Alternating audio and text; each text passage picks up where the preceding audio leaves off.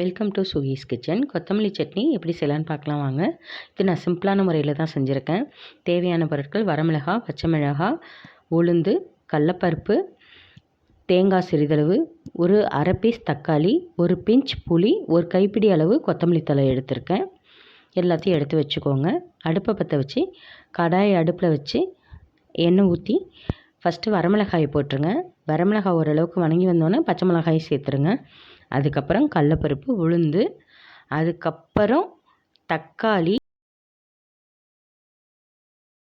தழை எல்லாத்தையும் நல்லா வணக்கி எடுத்துக்கோங்க. வணக்கி எடுத்துட்டு உப்பு தேவையான அளவு போட்டு நல்லா ஆற வச்சுருங்க. கொத்தமல்லி தழையை வணக்கிறப்ப நல்லா கழுவிடுங்க. நல்லா சின்ன சின்னதாக கட் பண்ணிவிட்டு நல்லா கழுவிடுங்க. ஏன்னா இது காற்றடி காலங்கிறனால நல்லா கழுவிட்டு இதை எடுத்து நல்லா வணக்கி ஆற வச்சு மிக்ஸி கப்பில் போட்டு அரைச்சி எடுத்துக்கோங்க.